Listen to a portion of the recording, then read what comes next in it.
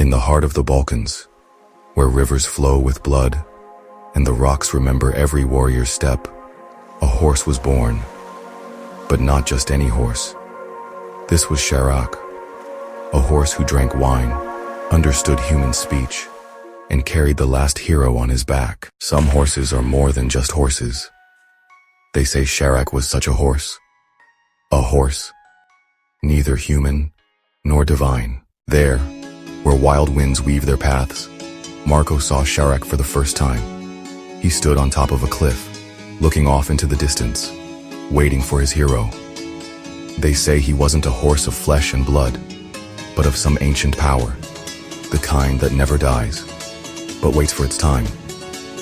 Marko didn't seek him out. He was summoned, not by words, but by a hero's destiny.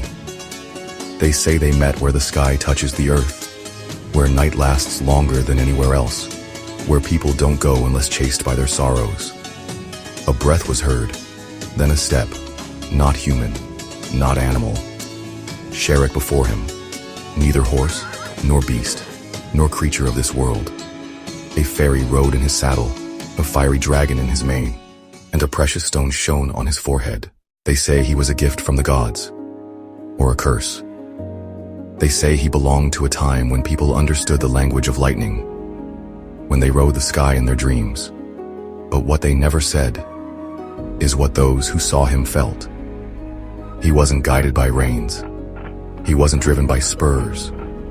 They rode through the years, not counting time, because time didn't count them. But everything that begins must end. Marko grew tired. The world was changing.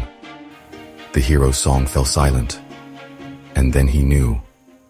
His time had passed. He found an old cold rock, sat down on it, and rested his hand on his sword.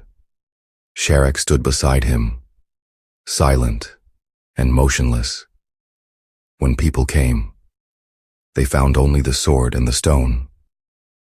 Marko was gone. Šarac was gone. They say it's all a story. They say it's all a legend. But then, on quiet nights, when the moon is thin as a razor, and when the wind doesn't blow, you can feel it. The earth trembles beneath your feet. The sound of hooves in the distance. Maybe it's the wind. Maybe heroes never die. Maybe, if you listen closely enough, you can hear Marko and Šarac still riding.